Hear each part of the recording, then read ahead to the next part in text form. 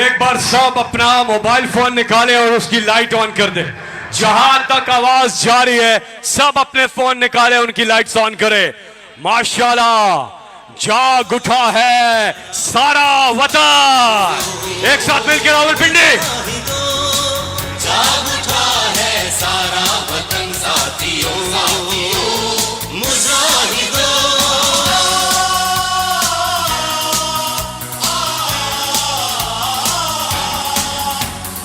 रावलपिंडी अल्लामा इकबाल का शेर है।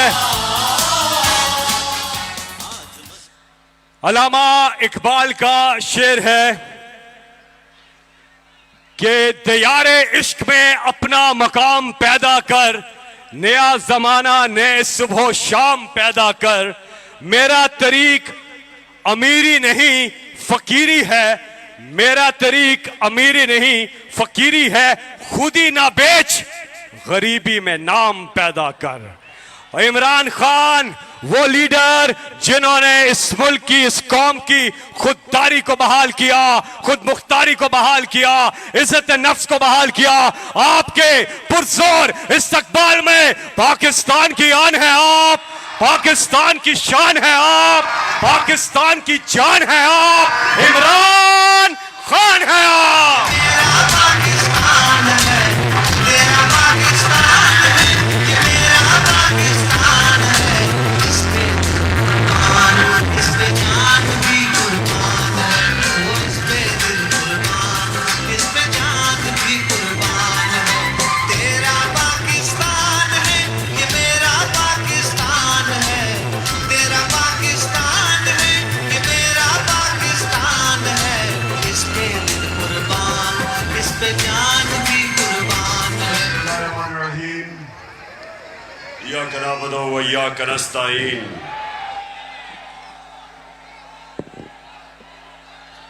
मैं सबसे पहले अपने पिंडी के एमएनएस, मेरे एमपीज, मैं आप सबको मुबारक देता हूं, खराज तहसीन पेश करता हूं कि आपने इतने थोड़े वक्त पे ये जलसे को ऑर्गेनाइज किया। और माशाल्लाह लियाकत बाग में इस तरह का जलसा, इस तरह की रौनक, मैं आप सबको, आपको भी, मेरी बहनों को भी, नौजवानों को भी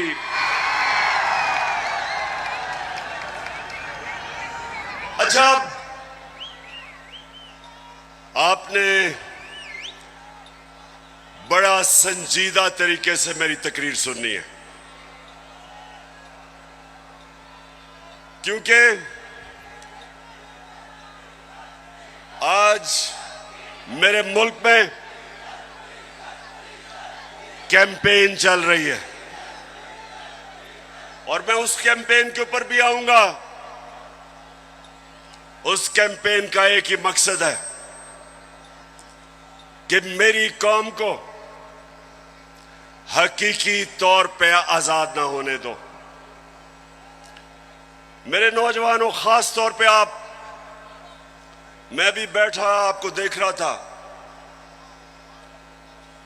मुस्तकबिल आपका,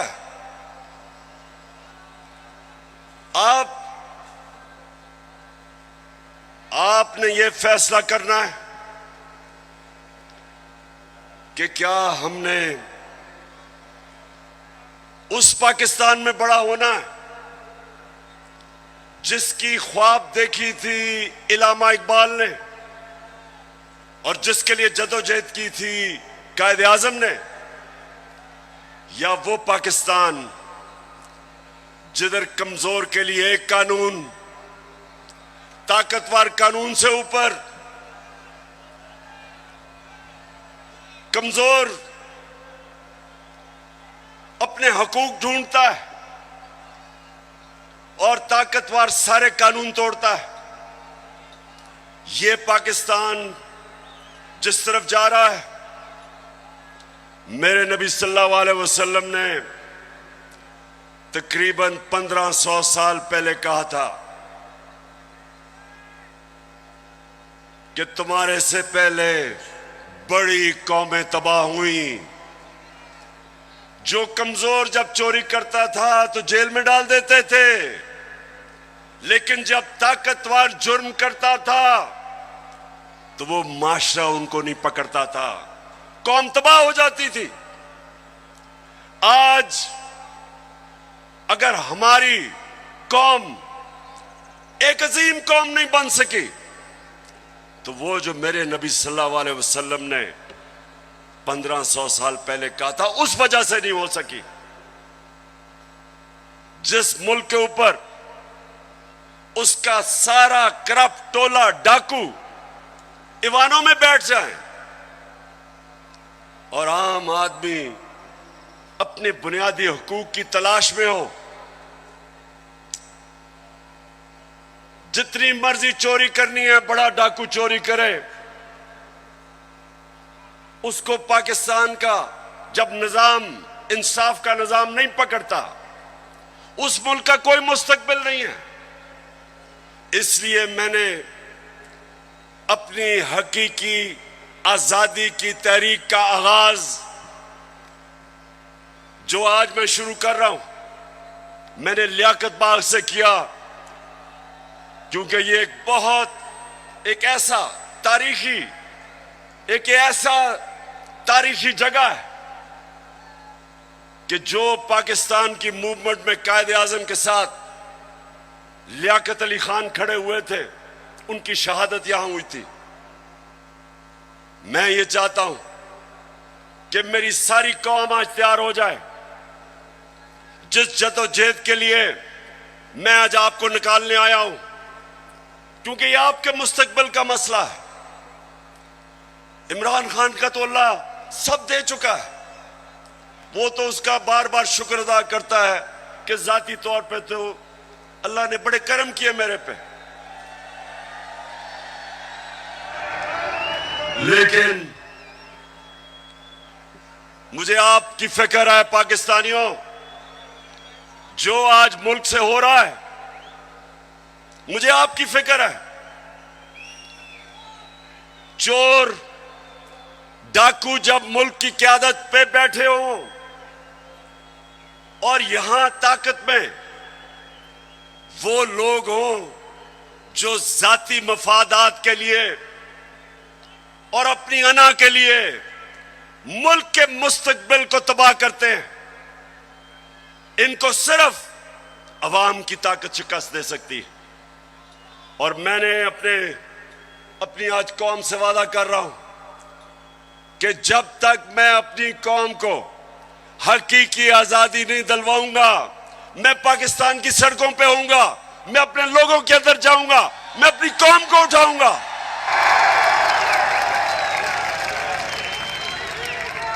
क्यों? नौजवानों सुनो,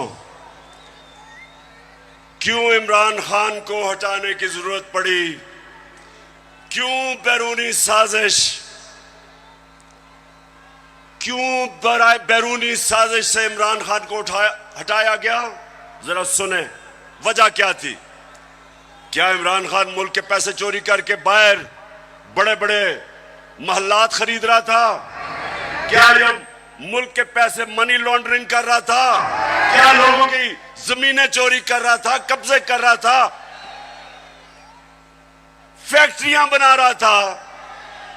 मैंने जितनी देर क़यादत की इससे कम टाइम पे, जब नवाज शरीफ 1990 में आया था 17 फैक्ट्रियां बना चुका था, 17 फैक्ट्रियां बना चुका था। मैं सिर्फ क्यों निकाला नवाज शरीफ को? क्यों निकाला? क्योंकि उसने चोरी की थी। लेकिन इमरान खान की रिजीम चेंज क्यों की गई? क्योंकि वो अमेरिका की नौकरी नहीं करना चाहता था। वो एक आजाद फॉरेन पॉलिसी बनाना चाहता था, जिसका मेरी बहनों और नौजवानों समझो आजाद फॉरेन पॉलिसी क्या होती है। वो फॉरेन पॉलिसी होती है जो अपने अवाम की बेहतरी के लिए होती है, जो फॉरेन पॉलिसी दूसरे मुल्कों के मफादात की हिफाजत करने के लिए होती है और अपने लोगों को दूसरों के लिए कुर्बान करने के लिए होती है, उस फॉरेन पॉलिसी के खिलाफ मैं आया था। मैं ये नहीं चाहता था कि अमेरिका की जंग में मेरी कौम जाए और 80,000 मेरे लोग उस जंग के अंदर कुर्बान हो अमेरिका के लिए। मैं नहीं चाहता था कि अगर आप अमेरिका अफगानिस्तान में यहां से हमारे ऊपर से कोई कार्रवाई करे, मैं नहीं चाहता था कि मेरा मुल्क मुलव्वस हो उसमें, क्योंकि मैं क्यों चाहूं कि अफगानिस्तान से हमारे ताल्लुकात खराब हो। मैं चाहता हूं कि मेरी फॉरेन पॉलिसी हो जो मेरे लोगों की बेहतरी में हो।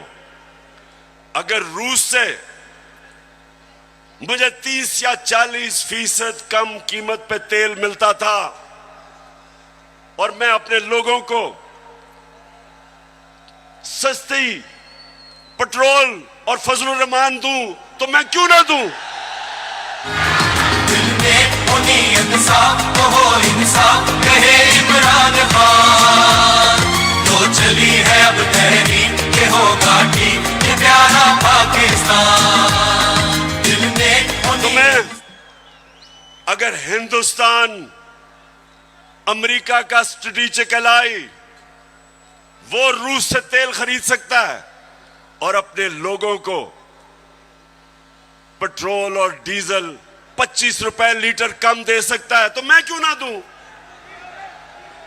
अगर मुझे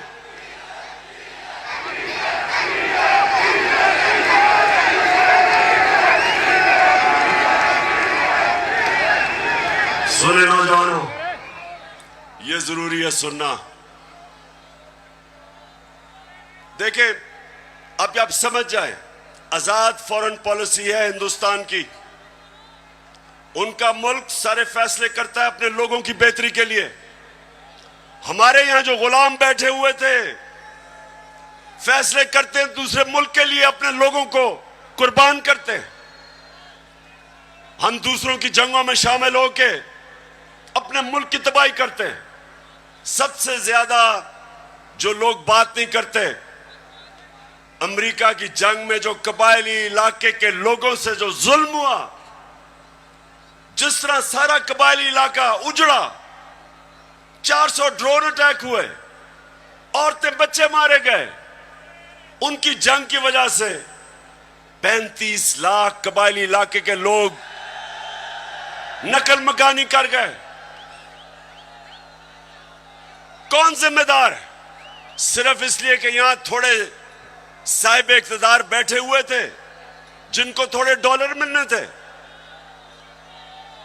जिन्होंने थोड़े से डॉलरों के लिए अपने मुल्क को वो नुकसान पहुंचाया जो भी कबायली इलाका नहीं उस नुकसान से बचा।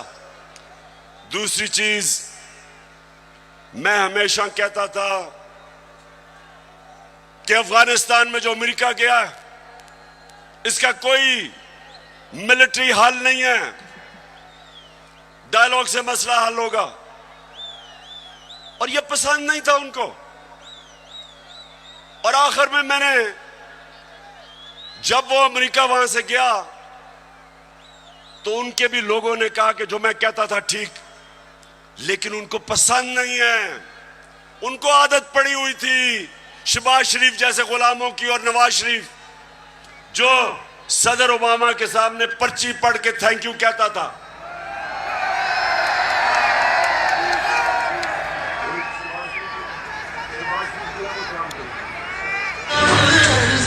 खुदा के काबे से। अच्छा सुने, अब ये बड़ा जरूरी है आपने सुनना, क्योंकि मैंने आज आपको खास आगाज करने आया हूं अपनी हकीकी आजादी की तहरीक, और मैं सबको तैयार करने आया हूं। तो सुनने आपने मेरी बात कि पहले तो हटाया क्यों, फिर इनको तकलीफ क्या हुई बाहर वाले मुल्कों को। पहली दफा पहली दफा पाकिस्तान का प्राइम मिनिस्टर ओआईसी की मीटिंग में जाता है, यूनाइटेड नेशंस की जनरल असेंबली में जाता है और क्या कहता है? कहता है कि मुसलमानों को बड़ी तकलीफ होती है जब हमारे नबी सल्लल्लाहु अलैहि वसल्लम की शान में गुस्ताखी की जाती है।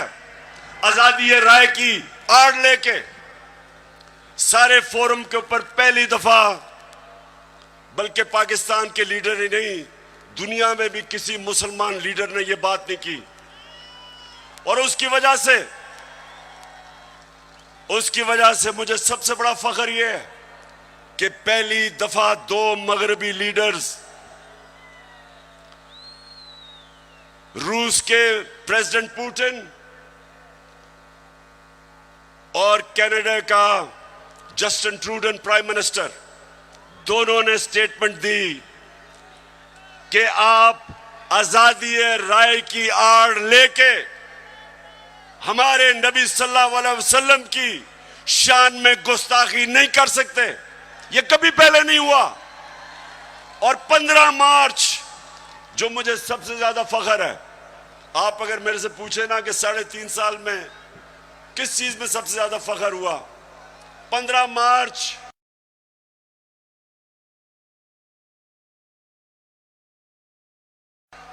यूनाइटेड नेशंस ने फैसला किया कि एंटी इस्लामोफोबिक डे बनाया में।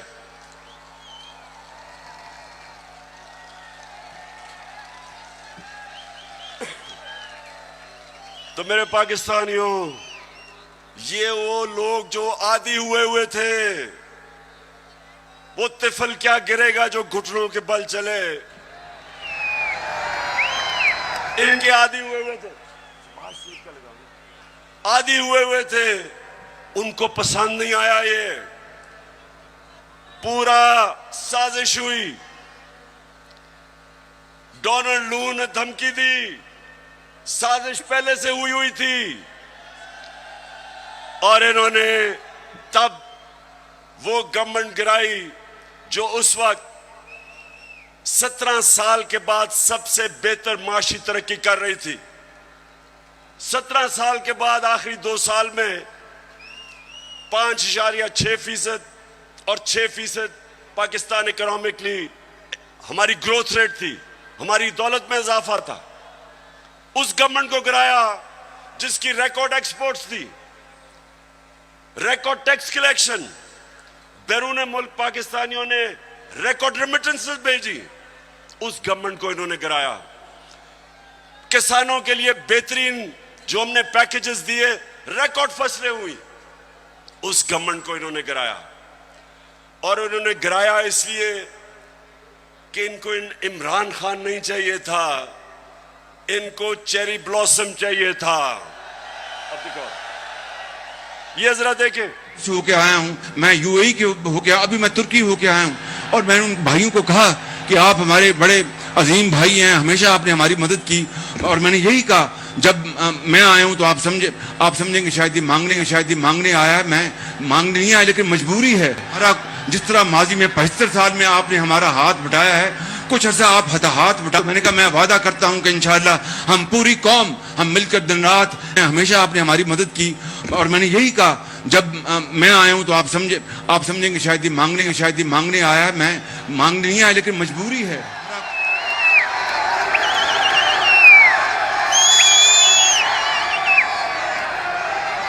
तो मेरे नौजवानों, मैं इसलिए आपके पास आया हूं, मैं भी मांगने नहीं आया,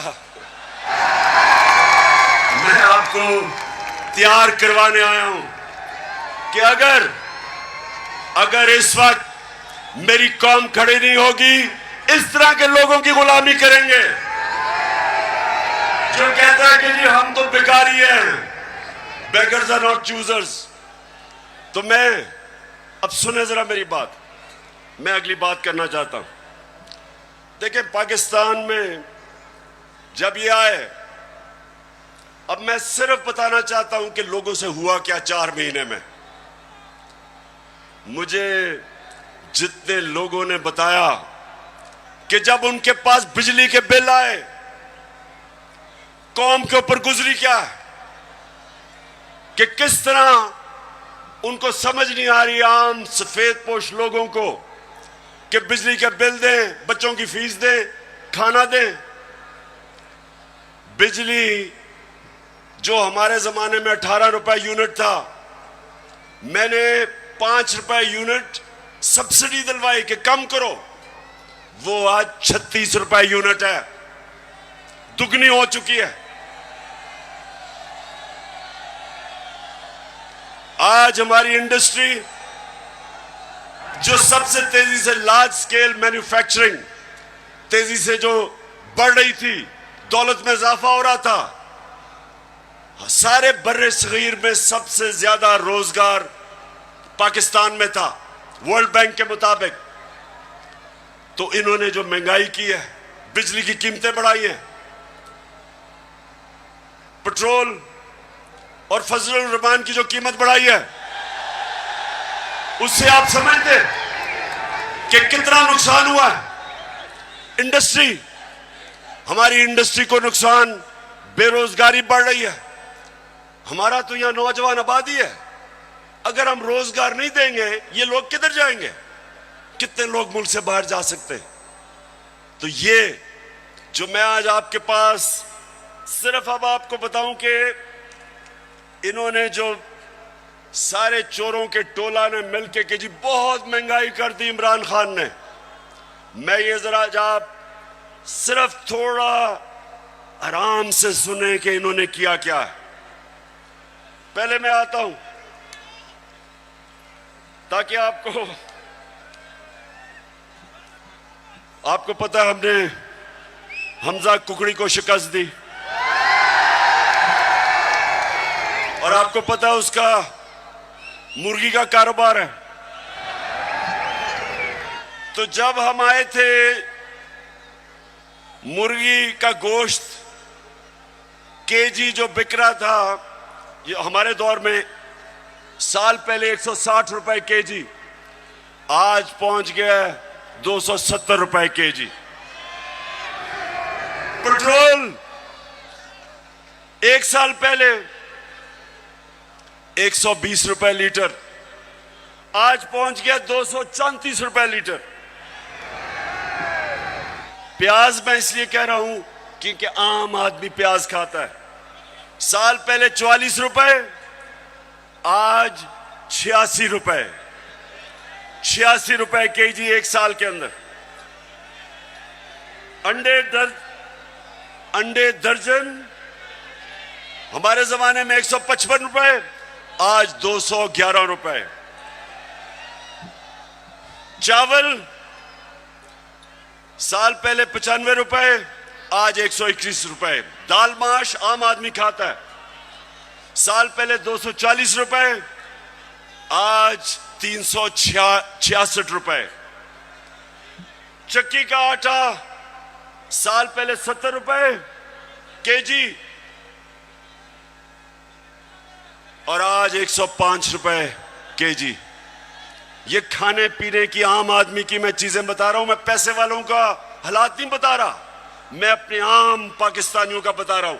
मसरूर की दाल साल पहले 157 रुपए केजी, और आज 330 रुपए केजी। ये सुनते रहे, ये महंगाई कम करने आए थे। घी साल पहले 850 रुपए, आज 1420 रुपए। और जरा तीन चीजें सुन लें। देखें हमारे ऊपर कर्जे चढ़े हुए हैं। अब जरा सुने, जरा मैं चाहता हूं नौजवानों आप सुने, क्योंकि आपका मुस्तकबिल है। हमारे ऊपर कर्जे चढ़े हुए थे, कर्जे कैसे उतारने? दौलत में इजाफा करके कर्जे उतरते हैं। आपकी जब फैक्ट्रियां चलती हैं, बाहर से सरमायाकारी होती है, आपकी किसानों की पैदावार बढ़ती है, दौलत में इजाफा होता है, उससे आप अपने कर्जे वापस करते हैं। मसलन मैंने दुकान के लिए कर्जा लिया, मैंने दुकान बना ली, अब मैंने कर्जा ले लिया। अब जब जैसे जैसे मेरी ज्यादा सेल होगी, मेरी दौलत में इजाफा होगा, मैं कर्जे वापस करूंगा। अब जब से ये आया क्या हो रहा है, बजाय दौलत में इजाफा होने के फैक्ट्रियां बंद हो रही हैं। इन्होंने बिजली की कीमत उधर पहुंचा दी और गैस की। फैक्ट्रियां मुकाबला नहीं कर सकती हिंदुस्तान का, एक्सपोर्ट्स गिर रही हैं।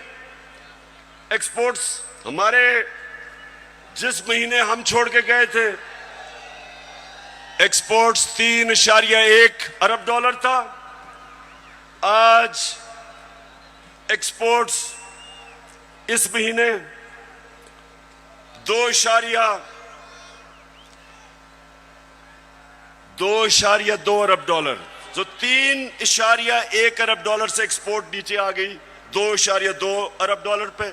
रिमिटेंस जो बैरून मुल्क पाकिस्तानी पैसा भेजते हैं, हमारे आखिरी महीने में 3.1 अरब डॉलर, वो नीचे आके 2.5 अरब डॉलर पे आ गई। मतलब कि दौलत में इजाफा नहीं हो रहा, कर्जे बढ़ते जा रहे हैं। इनके पास हल क्या है? आर्मी चीफ से टेलीफोन करवा रहे हैं सऊदी अरेबिया को कि जी पैसे दे दो, क्योंकि इनको तो सारे समझते हैं कि चोर हैं ये, इनको तो पैसे कोई नहीं देता। तो आर्मी चीफ अमेरिका को कभी टेलीफोन कर रहा है, कभी यूएई को कर रहा है, कभी सऊदी को, कि जी पैसे दे दो। तो इससे क्या होगा? वो तो कर्जे देंगे, कर्जे बढ़ते जा रहे हैं, कर्जे वापस कैसे कर रहे हैं? दौलत में तो इजाफा नहीं हो रहा। और इसलिए मेरे पाकिस्तानियों, इसलिए मैं इनको कहता हूं कि एक ही तरीका है इस मुल्क को इस दलदल में जो घुसा रहे हैं निकालने का, और वो है साफ और शफाफ इलेक्शन। एक ही रास्ता। लेकिन ये सारे खौफजदा हैं। इन्होंने जब हुकूमत गिराई, नौजवानों सुनो, हुकूमत जब गिरवाई, इनका ख्याल था पार्टी का जनाजा निकल गया। उसके बाद जब पब्लिक सड़कों पे आ गई, इन्होंने 25 मई को हमारे ऊपर जुल्म किया दहशत फैलाने के लिए। उसके बाद 17 जुलाई को बाई इलेक्शन हुआ पंजाब का, हमजा कुकड़ी फारग हो गया, हम जीत गए। सितम के कोहे गरा रूई की तरह उड़ जाएंगे हम महकूमों के पांव तले। ये धरती धड़ धड़ धड़केगी और अहले हुक्म के सहरुख पे जब बिजली कड़कड़ कड़केगी, हम देखेंगे लाजिम है कि हम भी। तो जब 17 जुलाई धांधली के बावजूद ये जो इन्होंने चीफ इलेक्शन कमिश्नर बैठाया हुआ है, इसने पूरी खिदमत की मरियम की और हमजा की, पूरी कोशिश की, धांधली की, इंतजामिया इनके साथ, पुलिस इनके साथ। उसके बावजूद पाकिस्तानी कौम, पंजाब के लोग इतनी तादाद में निकले कि इलेक्शन हार गए धांधली के बावजूद। उसके बाद इनको और खौफ आ गया। उसके बाद इन्होंने एक और प्लान लेके आए। इन्होंने कहा अगर हम अब इलेक्शन करवाएंगे तो ये तो 2/3 अक्सरियत ले जाएगी तहरीक इंसाफ। डर गए, खौफजदा हो गए। फिर इन्होंने एक और प्लान बनाया, और प्लान बनाया कि तहरीक इंसाफ को क्रश करो। पाकिस्तान की जो सबसे बड़ी पार्टी, किसी ना किसी तरह इसको क्रश कर इलेक्शन तब तक ना कराओ जब तक पार्टी क्रश ना हो। और मैं बार बार आइन और कानून के बीच में रहता रहा। 25 मई को जो इन्होंने जुल्म किया, उसके बावजूद अगर मैं उस दिन डी चौक में, अगर मैं उस दिन वहां से अपना धरना खत्म ना करता, मुझे पता था कि शाम को खून होना है। मुझे पता है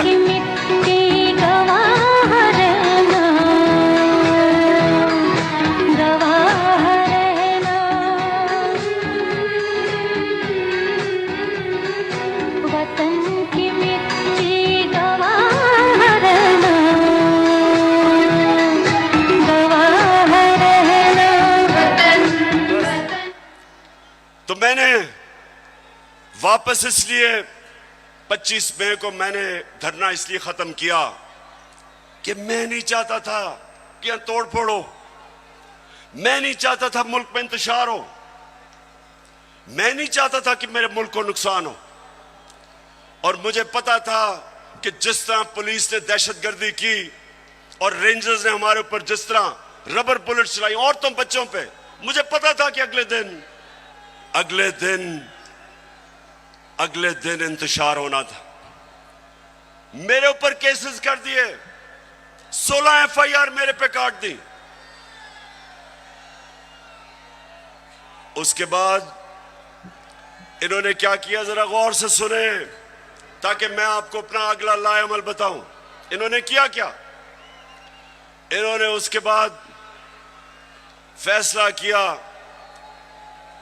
कि तहरीक इंसाफ को दबाया जाए।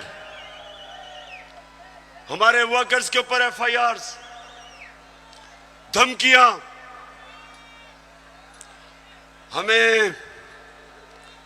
हमें यह कहा गया कि जनाब अगर आप किसी किस्म का, अगर आपने किसी किस्म का कानून तोड़ा तो सारा स्टेट की ताकत आपके ऊपर आ जाएगी। एक बहुत बड़ा इस्लामाबाद में तब्दीली भी हुई। एक मिस्टर एक्स उधर लाहौर में और एक मिस्टर वाई को इस्लामाबाद लाया गया हमें सीधा करने के लिए। देखें, मैं अब आता हूं जिस चीज के ऊपर मुझे सबसे ज्यादा तकलीफ है। इन्होंने शहबाज गिल को पकड़ा, अगवा किया, उसको पकड़ के अंदर ले गए, नंगा करके उसको मारा।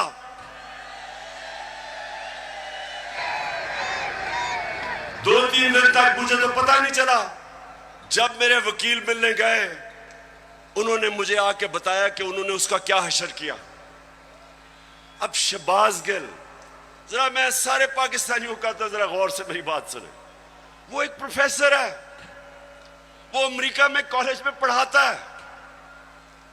वो अपने मुल्क के लिए आया कि यहां वो भी एक नए पाकिस्तान के लिए जद्दोजहद करेगा। उसका कितना बड़ा जुर्म था, कितना बड़ा जुर्म था कि पहले उसको उठा के उसकी गाड़ी का शीशा तोड़ा, उसको उठा के ले गए। उसके ड्राइवर की बीवी को उठा लिया, 10 महीने की बेटी उसको ले गए और उसको नंगा करके इन्होंने उसको मारा, उसकी तस्वीरें बनाई।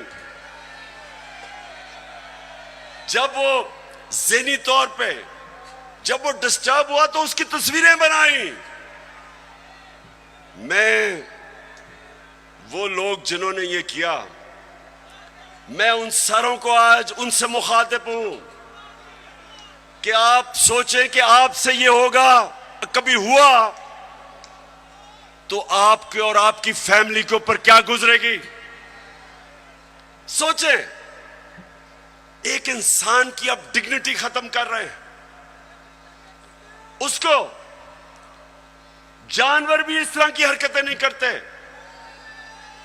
अल्लाह कुरान में कहता है कि मैंने इंसान को वो सलाहियत दी है कि फरिश्तों से भी ऊपर बना दिया, लेकिन साथ वो ये भी कहता है कि जब इंसान गिरता है वो जानवरों से भी नीचे चला जाता है। ये जो इन्होंने किया है ये जानवरों से भी नीचे चले गए हैं। अर्ज़े खुदा के काबे से सब बुत उठवाए जाएंगे हम रहले सफा। फिर झूठ बोला जाता है, सारे डरे हुए होते हैं। सुपरिटेंडेंट सच नहीं बताते कि उसके ऊपर तशद्दुद हुआ, छुपाने की कोशिश की जाती है। और मुझे जो अफसोस हुआ कि मैजिस्ट्रेट ज़ेबा, जब आपके सामने एक आदमी आया और तशद्दुद पुलिस कर चुकी थी उस पर, क्या आपको वापस पुलिस के पास उसको भेजना चाहिए था? आपको तफ्तीश नहीं करनी चाहिए थी? ये आपको इंसाफ का तकाजा था कि जब एक आपको नजर आ रहा था कि वो बिल्कुल टूट चुका था, जो उन्होंने उसे जुल्म किया था, उसके बावजूद वापस भेज दिया पुलिस के पास। और फिर कहते हैं जी किसी को तौहीन हो गई। ये आप जो इतना बड़ा रुतबा है जज का, उससे आप इंसाफ नहीं कर रहे। और जो आईजी और डीआईजी इस्लामाबाद, इनके ऊपर, दोनों के ऊपर केसेस हमने दर्ज करवाए हैं, आप इनके ऊपर एफआईआर कटवाई है। और मैं सारी अपनी कौम को कहता हूं कि ये आजाद मुल्कों में ऐसी चीजें नहीं होती। सिर्फ गुलाम मुल्कों में, जिधर आपके हकूक नहीं होते, जिधर इंसाफ नहीं होता, जिधर आइन की और कानून की बालादस्ती नहीं होती, उन कौमों में यह होता है। वहां लोग गुलाम होते हैं, वो कभी ऊपर नहीं आ सकते। जिस कौम के अंदर इंसाफ नहीं होता वो कभी ऊपर नहीं आती। नबी सल्लल्लाहु अलैहि वसल्लम ने मदीना में लोगों को इंसाफ दे के आजाद कर दिया था। उन्होंने सबको कानून के सामने एक बराबर खड़ा कर दिया था। कोई ताकतवर किसी कमजोर पे जुल्म नहीं कर सकता था, इसलिए वो आजाद हो गए थे। हमारा हर जगह ये जो शहबाज गिल का केस है कि नवाज शरीफ ने उससे बहुत बुरी बातें पाकिस्तानी फौज के खिलाफ की है। देखें जरा इनकी टेप से इन्होंने जो क्या क्या कहा हुआ पाकिस्तानी फौज के ऊपर। नवाज शरीफ ने, ख्वाजा आसिफ ने, मरियम ने, उनको क्यों नहीं पूछते? क्योंकि वो ताकतवर हैं। वो बेचारा अमेरिका से आया था, कहा कि उसको पूछने वाला कोई नहीं, उसको इस तरह अपने जलील करके। और मुझे शर्म आती है कि हमारे मुल्क में इस तरह की इंसानों को जलील किया जाता है। और इंशाअल्लाह इसका हम पूरा कानूनी तौर पे हम पूरा इंसाफ लेके रहेंगे इसके ऊपर। बाजवा साहब, आपने हमारी अच्छी भली चलती हुकूमत को रुखसत करवाया, जजों से जोर जबरदस्ती से फैसले आपने लिखवाए। जनरल बाजवा साहब, आपको 2018 इलेक्शन में अवाम के मैंडेट की चोरी का हिसाब देना है। हाँ, नवाज शरीफ ने ये जरूर किया कि उसने किरदारों और इदारों के दरमियान एक वाज़े लकीर खींच दी है। एक या दो अफराद इदारा नहीं हुआ करते, एक या दो अफराद इदारों की बदनामी का बायस बना करते हैं।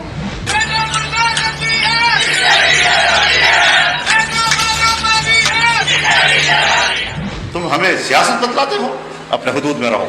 इसराइल की नौकरी न किया करो। इसराइल के वजीफों पर पलने वाले जर्नलों, अपने हुदूद में रहो।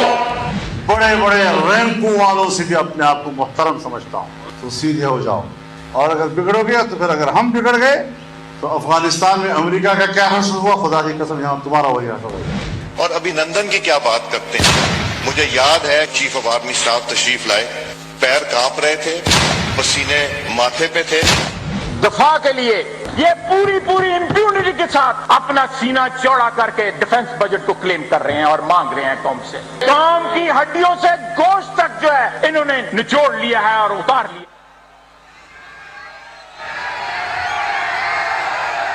क्यों बेटी,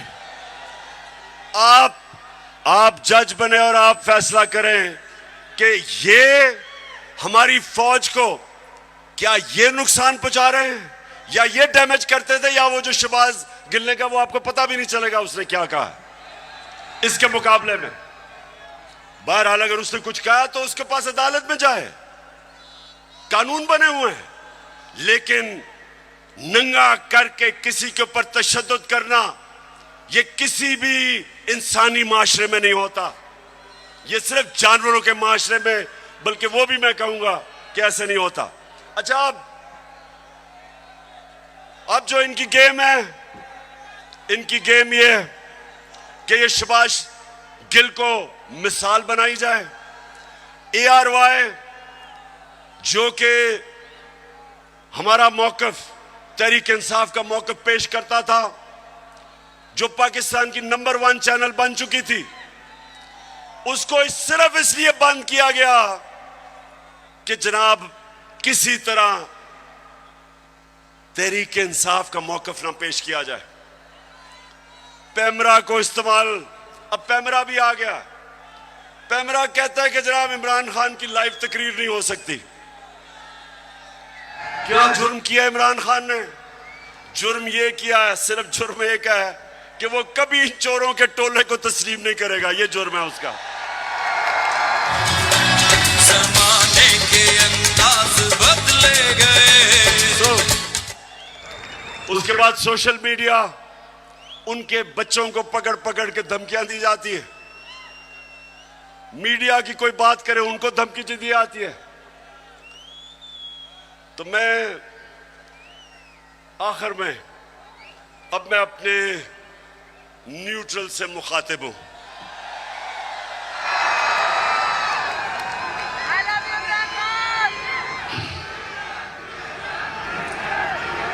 मैं सबसे पहले आपको यह बताना चाहता हूं, वो वाले जो 4 लोगों की स्टेटमेंट है ना,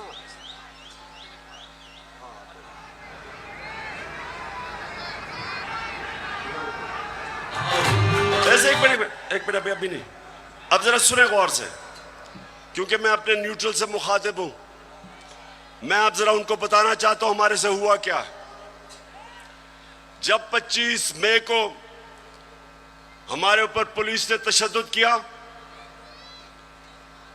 तो पुलिस के अंदर से मुझे बताया गया, पुलिस के अंदर से मुझे बताया गया कि जनाब ये पीछे से हमें हुक्म था, यानी कि न्यूट्रल्स का प्रेशर था कि इनको फेंटा लगाओ। जरा सुनते जाए, मैं इस मुल्क के अंदर मेरा जीना मरना है। मैं कोई बाहर नहीं भागूंगा, मेरी कोई बाहर जगह नहीं है, मेरा जीना मरना यहां है।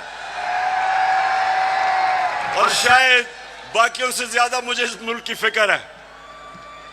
तो मुझे ये कहा गया कि ना जनाब हमारे पीछे से प्रेशर है। फिर ये जो चीफ इलेक्शन कमीशन हर फैसला हमारे खिलाफ दे रहा है, पूरा ये जो मुझे डिस्क्वालीफाई करने की कोशिश है, अंदर से पैगाम आता है कि जी मैं तो वो तो कुछ नहीं कर रहा, पीछे से प्रेशर है बूट का। फिर सुनते जाएं, हमें ये जो ऑपोजिशन है, ये जरा मैं चाहता हूं सुने कि बदनाम कौन कर रहा है हमारी फौज को। ये अभी ये जो पुलिस वाला जो हुआ शहबाज गिल से, हमने पुलिस से पूछा तुमने तशद्दुद, हमें तो पता ही नहीं जी, पीछे से हुआ है कुछ, वो भी आपकी तरफ कह रहे हैं। तो जो भी हो रहा है आज पाकिस्तान में, जो गलत काम होता है आपका नाम लग जाता है। अब जरा ये सुने कि ये जो आपके इस वक्त खैर ख्वाह बैठे हुए गवर्नमेंट में, ये क्या कहते हैं। जिनकी वजह से होता है, जिनकी मदद से होता है, हम उनकी मदद नहीं लेना चाहते और हम चाहते हैं कि अगली हुकूमत का फैसला पाकिस्तान की आवाम करे। के अदम एतमाद सौदे के बगैर मुमकिन नहीं होती। यहाँ पर अदम एतमाद का जो निज़ाम है इस्टेब्लिश के बगैर मुमकिन नहीं है। कोई डील करके इक़्तिदार नहीं चाहते। पाकिस्तान में तहरीक अदम एतमाद उस सूरत में अमूमन कामयाब होती है जब इस्टेब्लिशमेंट आपकी पुष्ट पे हो। इस्टेब्लिशमेंट करती है, वो डील का नतीजा हो है। जब भी अदम एतमाद से होते हैं तो यकीनन डील करती है। इस्टेब्लिशमेंट के बगैर अदम एतमाद की तहरीक को कामयाब नहीं किया जा सकता, क्योंकि इस्टेब्लिशमेंट की एक तीसरी कुव्वत के तौर पे या चौथी कुव्वत के तौर पे पार्लियामेंट में यानी मुकल्लम खुद जो है मौजूद है।